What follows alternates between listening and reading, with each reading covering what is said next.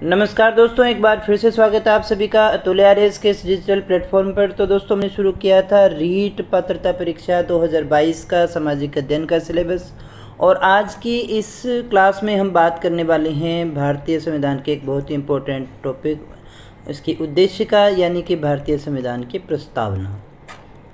तो यहाँ देखिएगा दोस्तों, ये हमारी पहली, दूसरी और तीसरी यूनिट तीनों कंप्लीट हो चुकी हैं। चौथी यूनिट को हमने शुरू कर रखा है। पहली क्लास अपनी हो चुकी है। दूसरी क्लास के विषय में आज अपनी बात करने वाले हैं, उद्देशिका यानी कि प्रस्तावना के विषय में। तो आइएगा देखते हैं कौन कौन सी चीज़ें हैं, कौन कौन सी बातें यहाँ हमें देखनी है जो हमारे लिए इम्पोर्टेंट हैं। तो दोस्तों, सबसे पहले अगर हम बात करें उद्देशिका या प्रस्तावना के विषय में कि प्रस्तावना क्या है, तो यहाँ देखिएगा, जैसे भारतीय संविधान के अंदर हमारी उद्देशिका देखने को मिलती है, वैसे ही अमेरिका में भी देखने को मिलती है।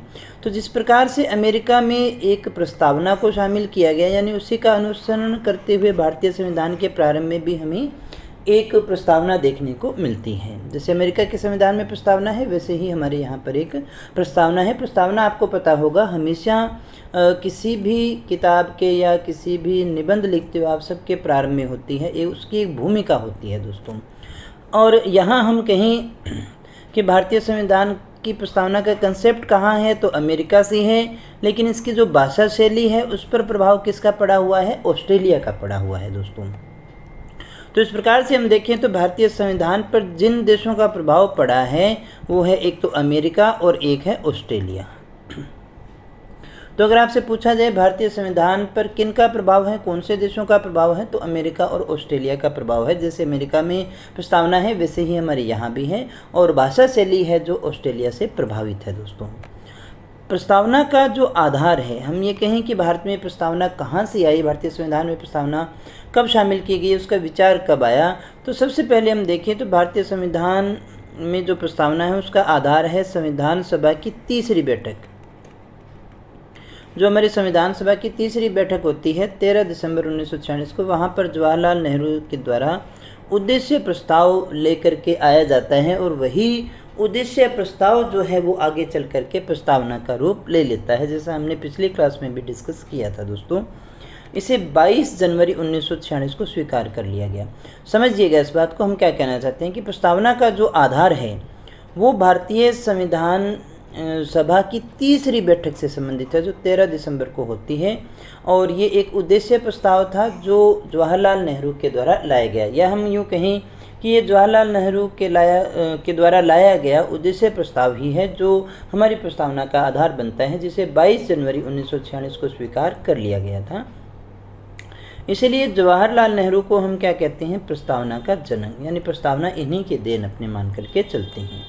प्रस्तावना से हमें भारतीय जो हमारे संविधान निर्माता थे उनकी भावनाओं, विचारों और उनके उद्देश्यों की अभिव्यक्ति का पता चलता है। यानी हम प्रस्तावना को जब हम देखते हैं तो हमें ये पता चलता है कि उनकी भावनाएं क्या रहेंगी, उनके विचार क्या रहेंगे, प्रयोजन क्या रहेंगे।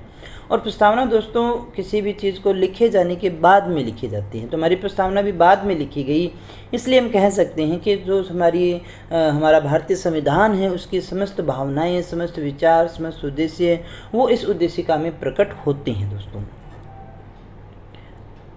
प्रस्तावना को संविधान की आत्मा, संविधान का दर्शन, संविधान की कुंजी, सार, आभूषण, भूमिका, दर्पण, मुखौटा, परिचय पत्र की संज्ञा दी जाती है दोस्तों। तो इसे अगर आपसे पूछा जाए भारतीय संविधान की आत्मा कौन है, दर्शन कौन है, कुंजी कौन, कुंजी यानी जिससे हम सारी चीज़ों का पता लगा सकते हैं, ताला खोल सकते हैं, यानी जहाँ पर संविधान अस्पष्ट है, जहाँ कुछ पता नहीं चल रहा है, जहाँ कुछ मुश्किल आए, व्याख्या करने के लिए हम उद्देशिका का सहारा लिया करते हैं दोस्तों। अब हमारी प्रस्तावना है क्या, देखिएगा। हम भारत के लोग भारत को एक संपूर्ण प्रभुत्व संपन्न समाजवादी पंथ निरपेक्ष लोकतांत्रिक गणराज्य बनाने के लिए तथा उसके समस्त नागरिकों को सामाजिक, आर्थिक और राजनीतिक न्याय, विचार, अभिव्यक्ति, विश्वास, धर्म और उपासना की स्वतंत्रता, प्रतिष्ठा, अवसर की समता को प्राप्त करने के लिए तथा उन सब में व्यक्ति की गरिमा और राष्ट्र की एकता और अखंडता सुनिश्चित करने वाली बंधुता बढ़ाने के लिए दृढ़ संकल्पित होकर अपनी इस संविधान सभा में आज तारीख 26 नवंबर 1949 को एतद संविधान को अंगीकृत अधिनियम और आत्मार्पित करते हैं। तो यहाँ देखिएगा, यहाँ काफ़ी चीज़ें हैं समझने की। तो यहाँ सबसे पहले जब हम देखते हैं, हम भारत के लोग और इस संविधान को क्या करते हैं, अंगीकृत, अधिनियमित और आत्मार्पित करते हैं। यानी इस संविधान को बनाने का काम किसने किया है, भारत के लोगों ने किया है, भारत की जनता ने किया है। यानी भारत के संविधान का मूल स्रोत या मूल पावर, मूल शक्ति किस में निहित है, तो भारत की जनता में निहित है। ऐसा हमें इसी उद्देशिका के द्वारा पता चलता है।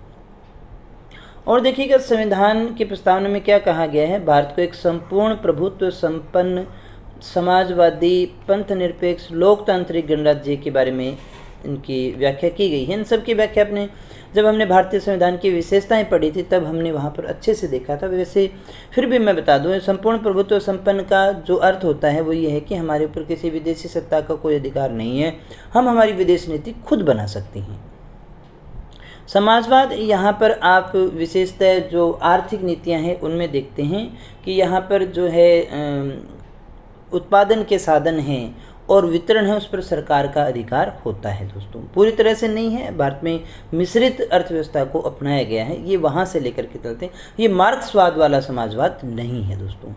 पंथ निरपेक्ष या धर्म निरपेक्ष का जो तात्पर्य हम देखते हैं, दो रूप में देखते हैं, एक तो सकारात्मक और एक होता है नकारात्मक।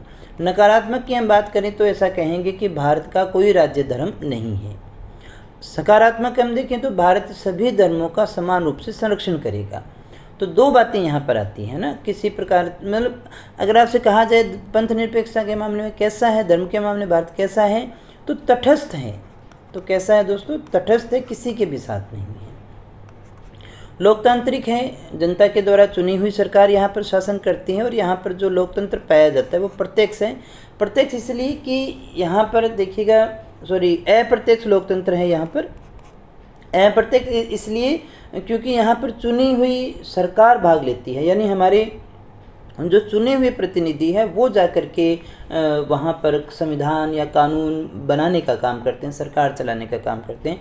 प्रत्यक्ष रूप से हम सरकार की नीतियों में, संविधान में कुछ नया देखिए बदलाव करना हो, कुछ नए नियम कानून बनाना हो, तो वहाँ पर सीधी जनता भाग नहीं लेती।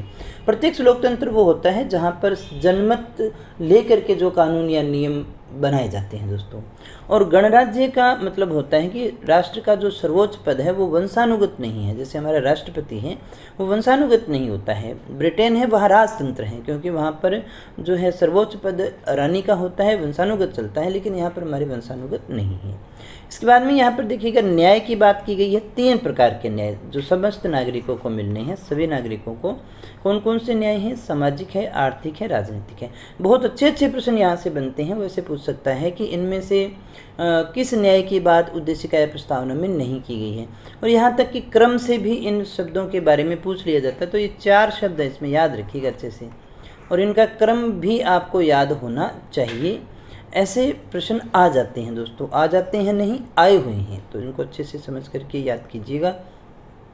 तो समस्त नागरिकों के लिए 3 प्रकार के न्याय की बात है, सामाजिक न्याय, आर्थिक न्याय और राजनीतिक न्याय। स्वतंत्रता की बात करें तो इसमें 5 स्वतंत्रताओं की बात है, विचार, अभिव्यक्ति, विश्वास, धर्म और उपासना। ये 5 क्रम में आपको याद होना चाहिए। नहीं याद हो तो आप इसको इस तरह से समझ सकते हैं, जैसे किसी भी व्यक्ति के मन में सबसे पहले क्या आता है, सबसे पहले उसके मन के अंदर आता है विचार। अगर विचार आएगा तो वो उसको अभिव्यक्त करेगा, उसको अभिव्यक्त किया तो लोगों ने विश्वास किया, लोग विश्वास करेंगे तो वो धर्म का रूप ले सकता है, और धर्म के अंदर क्या होती है, उपासना होती है। तो ये 5 प्रकार की स्वतंत्रताएं। और यहाँ पर देखिएगा, समता यानी समानता की बात की गई है। 2 समताएं हैं, प्रतिष्ठा और अवसर की समानता। सभी की प्रतिष्ठा एक जैसी होनी चाहिए, कोई ऊपर नीचे नहीं है, और सभी को जो है अवसर मिलना चाहिए आगे बढ़ने का। या इसके अलावा देखिएगा, उन सब में व्यक्ति की गरिमा, राष्ट्र की एकता और अखंडता को सुनिश्चित करने वाली तथा बंधुता को बढ़ाने के लिए दृढ़ संकल्पित होकर इस संविधान सभा में हम कहाँ अंगीकृत कर रहे हैं, संविधान सभा में। तारीख याद रखिएगा, 26 नवंबर 1949 को हमने क्या किया है, इसको अधिनियमित, अंगीकृत और आत्मार्पित किया है दोस्तों। आगे बढ़ते हैं, कुछ कथन है प्रस्तावना से जुड़े, पूछ लेता है। प्रस्तावना संविधान की आत्मा, आभूषण, आत्मा, आभूषण और सबसे सम्मानित भाग है। यह उचित स्थान है जहाँ से कोई भी व्यक्ति पूरे संविधान का मूल्यांकन कर सकता है। यानी एक प्रकार से हम कहें ना, जैसे गेहूं का ढेर है और हमें उसकी क्वालिटी पता करनी है तो एक मुट्ठी उठा करके हम अंदाज़ा लगा लेते हैं, उसका मूल्यांकन कर लेते हैं। तो वैसे ही पूरा जो हमारा संविधान है, उस संविधान का मूल्यांकन हम इसकी प्रस्तावना के द्वारा कर सकते हैं। जैसे हमें कोई भी पुस्तक हमें खरीदनी हो, कोई कहानी है, कोई उपन्यास, सबसे पहले हम उसकी प्रस्तावना को देखते हैं दोस्तों, और प्रस्तावना से हम उसका मूल्यांकन करते हैं कि हमें लेना चाहिए या नहीं लेना चाहिए। तो ये जो बात कही है, ये किसने कही है? ठाकुरदास भार्गव ने कही है। प्रस्तावना संविधान की कुंजी है और भारतीय संविधान की प्रस्तावना विश्व की सर्वश्रेष्ठ प्रस्तावना है, ये अर्नेस्ट वार्कर ने कहा है। प्रस्तावना हमारे संविधान निर्माताओं के दीर्घकालीन स्वप्नों का विचार है, ऐसा किसने कहा? अल्लादी कृष्ण स्वामी अय्यर के द्वारा कहा गया। प्रस्तावना रूपी नींव पर संविधान के भवन का निर्माण किया गया है। के.एम.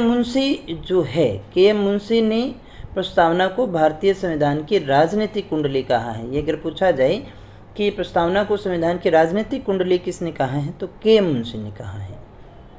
अब हम देखिए, भारतीय संविधान की प्रस्तावना में जो हमें शब्दावली मिलती है, वो शब्दावली कहाँ से आई है या उन पर किसका प्रभाव पड़ा है, कौन सी क्रांतियों का था। तो विश्व में देखिएगा, जो आप पढ़ते हैं स्वतंत्रता, समानता और बंधुत्व शब्द, ये हमने फ्रांसीसी क्रांति से लिए हैं। इसके अलावा व्यक्तिगत और राजनीतिक स्वतंत्रता जिसकी हम अपने बात करते हैं, वो अमेरिकी क्रांति से आया है। न्याय की अगर हम बात करें तो वो रूसी क्रांति से हमने लिया है।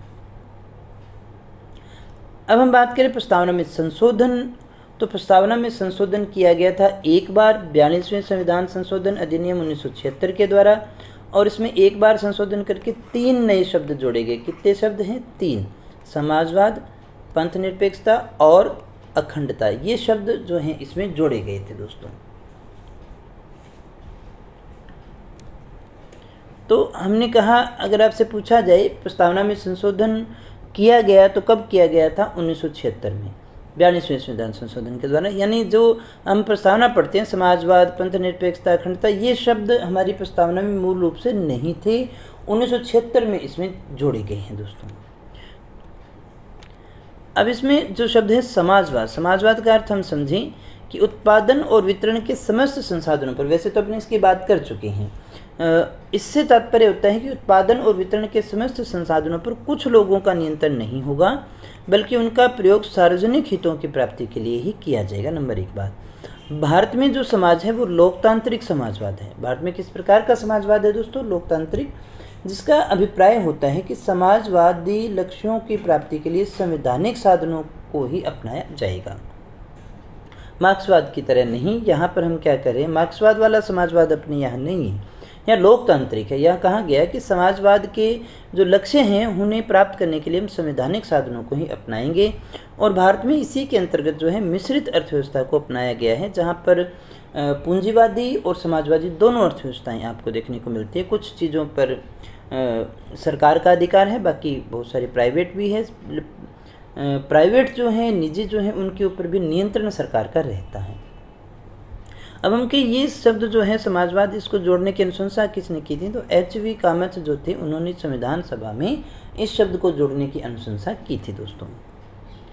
इसके अलावा पंथनिरपेक्षता है।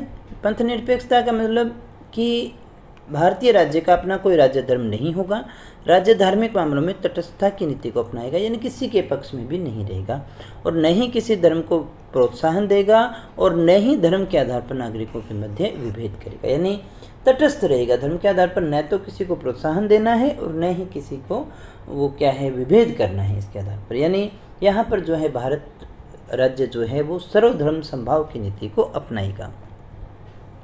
यहाँ अखंडता की जो हम बात करते हैं उससे तात्पर्य है भारत में विविधता में जो एकता है, यानी जो सांस्कृतिक समन्वय हमारे यहाँ पर है उसको बनाए रखना। प्रस्तावना के तत्वों की बात करें तो यहाँ से हमें क्या क्या चीज़ों का पता चलता है। हमें शासन की अंतिम शक्ति, संविधान के उद्देश्य, संविधान की प्रकृति, अंगीकृत या स्वीकार करने की तिथि और अर्थ निर्धारण में उपयोगी, ये हमारी प्रस्तावना के तत्व हैं अगर आपसे पूछे जाए, जिनकी जानकारी हमें इससे प्राप्त होती है। जैसे हम कहें, सबसे पहले हमने ये देखा था, यहाँ पर देखिएगा, शासन की अंतिम शक्ति। तो शासन की जो अंतिम शक्ति है वो किसके पास में है? भारत की जनता में है। हमने पढ़ा था इसको, क्योंकि पहली लाइन ही क्या है? हम भारत के लोग। लास्ट लाइन क्या है? अंगीकृत करते हैं। यानी किसने अंगीकृत किया? भारत की जनता ने। किसको? संविधान को। तो इस प्रकार से संविधान की मूल शक्ति किस में आ गई है? भारत की जनता में। तो समस्त शक्तियों का अंतिम स्रोत या मूल स्रोत कौन है? जनता ही है। हमारे संविधान के उद्देश्य क्या क्या हैं? हमारे संविधान के उद्देश्य हैं न्याय, स्वतंत्रता, समानता और बंधुता।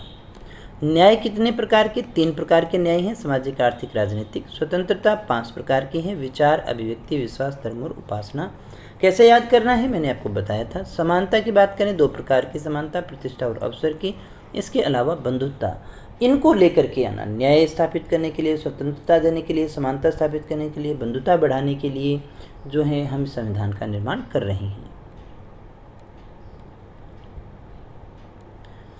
अब यहाँ पर देखिएगा, संविधान की प्रकृति की बात करें तो ये हमने पढ़ लिया है। संपूर्ण प्रभुत्व संपन्न क्या होता है? समाजवादी, पंथनिरपेक्ष, लोकतांत्रिक, गणराज्य, ये सभी अपने पढ़ चुके हैं। अगर आपसे पूछा जाए भारतीय संविधान की प्रकृति मतलब विशेषताएं क्या हैं, तो विशेषताएं संपूर्ण प्रभुत्व संपन्न का है, समाजवादी है, पंथनिरपेक्षता, लोकतांत्रिक और गणराज्य। संविधान को अंगीकृत करने की तिथि 26 नवंबर 1949 है, जिसका पता हमें यहाँ से चलता है। इसके अलावा ये अर्थ निर्धारण में बहुत ज़्यादा उपयोगी है, जहाँ संविधान की भाषा क्या है? अस्पष्ट हो, न्यायालय द्वारा प्रस्तावना के आधार पर इसकी व्याख्या की जा सकती है। वैसे प्रस्तावना उस तरह से संविधान के रूप में काम नहीं आती, लेकिन जहाँ हमें ये लगे कि संविधान की भाषा स्पष्ट नहीं है, इसे कुछ हमें पता नहीं चल रहा है, तो न्यायालय के द्वारा व्याख्या करने के लिए इसका सहारा लिया जा सकता है। अब हम बात करें कि प्रस्तावना से जुड़े हुए न्यायिक वाद कौन कौन से हैं। यानी प्रस्तावना जब आई तो प्रस्तावना संविधान का भाग है या नहीं है, यही लेकर के काफ़ी समय तक चलता रहा, क्योंकि किसी आर्टिकल में तो इसको दिया नहीं गया है। तो 1960 का जो बेरुबारीवाद है, जो सबसे पहले हुआ था, उसमें निर्णय ये दिया गया कि प्रस्तावना हमारे संविधान निर्माताओं के विचारों को जानने की कुंजी तो है, लेकिन प्रस्तावना संविधान का भाग नहीं है। और जब भाग नहीं है तो फिर उसमें संशोधन नहीं किया जा सकता। जैसे हम कहें हमें किसी भी चीज़ में संशोधन करना है, संविधान में संशोधन करना है, तो जो संविधान की किताब में लिखा हुआ है, जो संविधान के अनुच्छेद हैं, उन्हीं में अपने संशोधन कर सकते हैं। देखिएगा, संविधान में संशोधन करने की पावर किसके पास में है? संसद के पास में। हमारे संविधान निर्माताओं ने संविधान सभा के माध्यम से एक संविधान का निर्माण किया। अब उस संविधान में समयानुसार कोई परिवर्तन करना हो, कुछ चीज़ जोड़नी या घटानी हो, तो वो घटाएगा या जोड़ेगा कौन? संसद। संसद संविधान में परिवर्तन कर सकती है, लेकिन अगर वो संविधान का भाग है तो, यानी संसद के पास में पावर सिर्फ संविधान में संशोधन करने की है, वो किसी रामायण, महाभारत या किसी पौराणिक ग्रंथ या किसी में चेंज नहीं कर सकती है। समझ पा रही है इस बात को कि वो किस में चेंज कर सकती है? वो सिर्फ उसी को चेंज कर सकती है संसद, जो संविधान में का भाग है। अब हमने कहा जब प्रस्तावना संविधान का भाग ही नहीं है तो फिर प्रस्तावना में संशोधन नहीं किया जा सकता है। जब तक भाग नहीं होगा, जब तक उसमें संशोधन नहीं होगा, तो यहाँ पर कोई संशोधन नहीं हो पाया था। 1973 का केशवानंद भारतीवाद काफ़ी चर्चा में रहा। इसने उच्चतम न्यायालय ने अपने पूर्व निर्णय को ही पलटा और पलटते हुए कहा कि प्रस्तावना संविधान का भाग है, यानी संविधान का भाग है तो फिर इसमें चेंज किया जा सकता है। उन्होंने कहा कि प्रस्तावना का संविधान में वही महत्व है जो संविधान में अन्य उपबंध है। यानी जिस तरह से आप ढेर सारे आर्टिकल पढ़ते हो, उनका जो महत्व है वैसा ही महत्व हमारी प्रस्तावना का भी है। लेकिन प्रस्तावना विधायिका की शक्तियों का स्रोत नहीं है, यहाँ से कानून नहीं बनाए जा सकते हैं। यानी प्रस्तावना के आधार पर विधायिका पर कोई प्रतिबंध नहीं लगाया जा सकता। हम कहीं भी राजनीतिक न्याय देना है, बंधुता बढ़ानी है, इस आधार पर अपने कोई न्यायालय में नहीं जा सकते, अपने उसके आधार पर कोई केस नहीं किया जा सकता है। न्यायालय के अनुसार प्रस्तावना न्यायालय में परिवर्तनीय नहीं है, न्यायालय में इसके आधार पर कोई वाद नहीं लगाया जा सकता। जैसे हम कहें मूल अधिकार परिवर्तनीय है, वाद लगाया जा सकता है, मूल कर्तव्य परिवर्तनीय नहीं होते हैं, बिल्कुल वैसे ही। न्यायाधीश मोहम्मद हिदायतुल्लाह जो थे, उन्होंने संविधान की मूल आत्मा के रूप में जो है प्रस्तावना को स्वीकार किया था। 1995 का आया LIC बनाम भारत संघवाद। उच्चतम न्यायालय द्वारा प्रस्तावना को संविधान के अंग के रूप में स्वीकार किया गया है 1995 के द्वारा। प्रस्तावना में संशोधन की बात करें, अनुच्छेद 368 के द्वारा हम क्या कर सकते हैं? संविधान में संशोधन कर सकते हैं संसद के माध्यम से। तो संसद को अनुच्छेद 368 ने अधिकार दिया है संशोधन करने का। लेकिन 1960 का जो बेरुबारीवाद हुआ, उसमें जब हमने संविधान का अंग ही नहीं माना, क्योंकि संसद को अधिकार है संविधान में संशोधन करने का और प्रस्तावना संविधान का भाग नहीं थी, तो उसे चेंज नहीं किया जा सकता था। न्यायालय ने ये निर्णय दिया जब प्रस्तावना संविधान का भाग ही नहीं है तो संसद उसमें चेंज कैसे कर सकती है? तो नहीं कर सकती है। 1967 में गोलकनाथ वाद आया, जिसमें मोहम्मद हिदायतुल्लाह ने थोड़ी सिंपैथी दिखाई प्रस्तावना के साथ में, कहा मूल आत्मा है, लेकिन इससे क्या, संविधान की मूल आत्मा है, बिल्कुल ठीक है, यानी पूरा संविधान इसमें दिखाई देता है, मूल आत्मा है, इसके बिना महत्व नहीं है, लेकिन मैं तो ये कहूँगा प्रस्तावना संशोधन नहीं किया जा सकता। उससे क्या होगा, संशोधन नहीं कर सकते हैं, क्यों, क्योंकि संविधान का भाग नहीं है। भावनाओं से नहीं होगा, आत्मा मानने से नहीं होगा, बल्कि कब होगा, जब संविधान की किताब में लिख दिया जाएगा कि ये इस किताब का हिस्सा है, तभी संसद जो है उसमें चेंज कर सकती है, अन्यथा नहीं कर सकती है। 1973 का केशवानंद भारतीवाद में उच्चतम न्यायालय द्वारा प्रस्तावना को संविधान का अंग मान लिया गया और निर्णय दिया गया कि संसद अनुच्छेद 368 के अंतर्गत प्रस्तावना में संशोधन कर सकती है। अब इसने क्या कहा, संविधान का अंग है तो फिर संशोधन किया जा सकता है, लेकिन इन्होंने एक और कंसेप्ट यहाँ पर निकाला मूल ढांचे का। उन्होंने ये कहा कि चेंज कर सकते हो, लेकिन इतना चेंज नहीं करना कि हमारे संविधान का मूल ढांचा ही समाप्त हो जाए, यानी वहीं तक आप इसमें संशोधन कर सकते हो कि जिससे हमारा मूल ढांचा, आधारभूत ढांचा प्रभावित न हो। अब ये मूल ढांचा क्या होगा, मूल ढांचे में यानी किन किन चीज़ों को हमने चेंज नहीं कर सकते, मूल ढांचे में क्या होगा, ये न्यायालय बताएगा समय समय पर कि कौन सा मूल ढांचे में आता है या नहीं आता है। तो न्यायालय ने संपूर्ण प्रभुत्व संपन्न परंतु निरपेक्षता, लोकतंत्र, गणराज्य, राष्ट्र की एकता, अखंडता, इन सभी को मूल ढांचे में शामिल किया हुआ है, यानी इनमें चेंज नहीं हो सकता। हम देखें प्रस्तावना क्यों पढ़ें, किसकी उपयोगिता क्या है। तो सबसे पहली बात कि जो हमारे संविधान निर्माता थे उनके क्या लक्ष्य थे, उनके क्या आदर्श थे, उनके मूल्य क्या थे, इन सभी की अभिव्यक्ति जो है वो इसके द्वारा होती है। इनकी अभिव्यक्ति हमें भारतीय संविधान के मूल अधिकारों, नीति निर्देशक तत्वों और मूल कर्तव्यों में दिखाई देती है। दोस्तों, हमने कहा कि हमारे संविधान निर्माताओं के जो लक्ष्य थे वो हमें प्रस्तावना से मिलते हैं, लेकिन कौन से आर्टिकल में मिलते हैं, तो मूल अधिकार जो हैं, नीति निर्देशक तत्व हैं, मूल कर्तव्य, वहाँ पर हम इन सभी लक्ष्यों, आदर्शों और मूल्यों को देख सकते हैं। न्याय की अभिव्यक्ति हमें नीति निर्देशक तत्वों में, बंधुता जो है मूल कर्तव्य में प्राप्त होती है। विधिवेत्ता पालकी वाला है, वो संविधान का परिचय पत्र कहते हैं। किसको कहते हैं, प्रस्तावना को। अगर आपसे पूछा जाए कि संविधान का परिचय पत्र किसे कहा गया है, तो किस प्रस्तावना को कहा गया है, किसने कहा है, पालकी वाला ने। तो दोस्तों इतनी ही थी प्रस्तावना से जुड़ी हुई सभी चीज़ें हमने अच्छे से डिस्कस कर ली है। मुझे उम्मीद है क्लास आपको अच्छी लगी होगी, सच में आपने इसको एंजॉय किया होगा, कुछ सीखा हो तो वीडियो को लाइक करके जाइएगा, दोस्तों के साथ में शेयर करके ज़रूर जाइएगा, और हाँ, कमेंट करके ज़रूर बताइएगा कैसा लगा आपको। चैनल पर पहली बार आए हो तो सब्सक्राइब कर लेना, क्योंकि इस तरह के क्वालिटी एजुकेशन वीडियो आपको यहाँ और इसी चैनल पर मिलते हैं नेक्स्ट वीडियो में कुछ और नई जानकारी के साथ। तब तक यूँ ही बने रहे हमारे साथ। Thank you very much.